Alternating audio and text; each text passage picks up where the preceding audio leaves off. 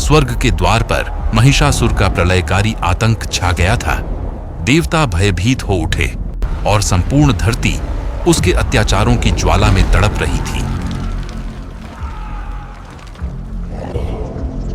अब कोई देवता, कोई शक्ति मुझे रोक नहीं सकती। इंद्र का सिंहासन भी कांप उठा और स्वर्ग नगरी में सन्नाटा छा गया। देवगण ब्रह्मा के समक्ष एकत्र हुए और विनाश के इस संकट का उपाय खोजने लगे। हे प्रभु, यदि यह अत्याचार यूं ही चलता रहा तो त्रिलोक का संतुलन नष्ट हो जाएगा। विष्णु और शिव ने एक स्वर में प्रतिज्ञा ली, इस अत्याचारी का अंत अवश्य होगा। देवताओं की ऊर्जा अग्नि की तरह एक बिंदु में एकत्र होने लगी।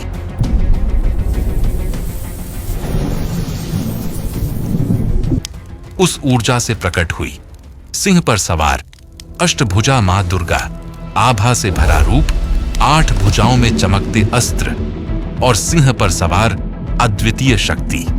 धर्म की रक्षा और अधर्म का अंत, यही मेरा संकल्प है। मां दुर्गा को विष्णु ने चक्र प्रदान किया, शिव ने त्रिशूल अर्पित किया और इंद्र ने वज्र समर्पित किया। सिंह की गर्जना से रणभूमि गूंज उठी। मां दुर्गा ने सिंह पर आरूढ़ होकर युद्ध भूमि की ओर कदम बढ़ाए। तुम कौन हो जो मेरे साम्राज्य में कदम रखने की हिम्मत करती हो? मैं वो शक्ति हूँ जो तेरे अंत के लिए जन्मी हूँ। और फिर रणभूमि में गूंज उठा पहला शंखनाद। तभी महिषासुर की सेना ने विकराल स्वरूप में आक्रमण किया। धर्म की रक्षा हेतु अधर्म का नाश अनिवार्य है। त्रिशूल का आघात होते ही राक्षसों की पंक्तियां बिखर गईं। नारी रूप में मुझे चुनौती, तेरा अंत अभी होगा। अहंकारी महिषासुर ने मां दुर्गा को खुली चुनौती दी। उसकी आंखों से गर्व और क्रोध की ज्वाला फूट रही थी। तभी मां दुर्गा ने इंद्र का गगनभेदी वज्र प्रहार किया और आकाश गूंज उठा। परंतु राक्षस दल ने चारों ओर से घेरेबंदी की। सिंह की गर्जना से धरती कांप उठी।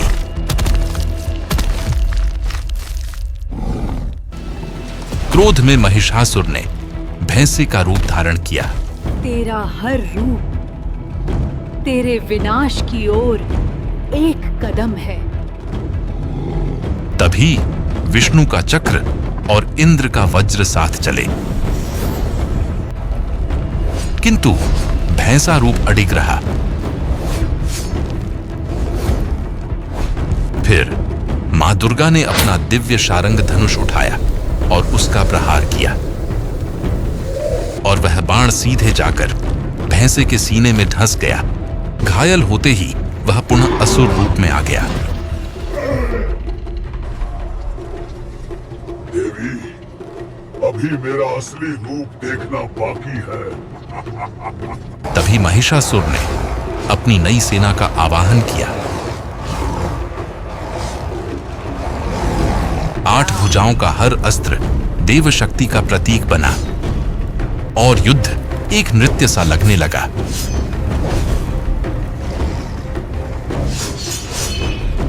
मानो आकाश में भी युद्ध छिड़ गया हो। एक एक कर असुर परास्त होते गए।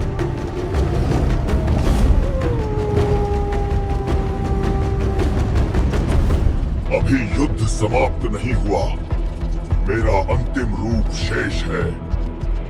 अचानक रणभूमि अंधकार में डूब गई और अब आरंभ हुआ अंत की ओर बढ़ता एक महायुद्ध। युद्ध अपने चरम पर पहुंच चुका था। आकाश देवताओं के जयकारों से गूंज रहा था। देवी, मैं अजन्मा हूँ। कोई देव, कोई मानव मुझे नहीं मार सकता। महिषासुर, तेरी मृत्यु निश्चित है और वो मेरे हाथों होगी। फिर असुरों और देवी के बीच का अंतिम युद्ध आरंभ हुआ। महिषासुर ने अपने विशाल भैंस रूप में परिवर्तित होकर देवी पर धावा बोला। देवी ने अपने शस्त्रों से उसका सामना किया। हर वार बिजली सा गूंज रहा था। असुर सेना आतंक में भागने लगी, किंतु महिषासुर अडिग खड़ा रहा। महिषासुर ने पुनः माया से सिंह का विकराल रूप धारण किया और देवी पर भीषण आक्रमण कर दिया। मां दुर्गा ने अपने चक्र से उसका रूप काट डाला। घायल महिषासुर अब अपने असली रूप में आ गया।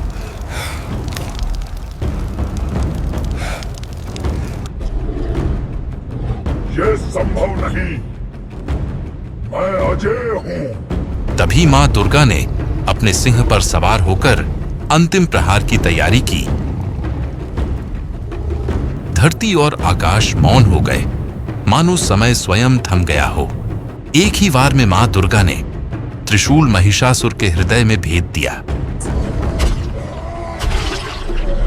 महिषासुर की गर्जना दर्द में बदल गई और वह भूमि पर गिर पड़ा। देवताओं ने विजय घोष किया। आकाश गूंज उठा। मां दुर्गा की जय जयकार से धरती पर शांति लौट आई। भय का अंत हुआ।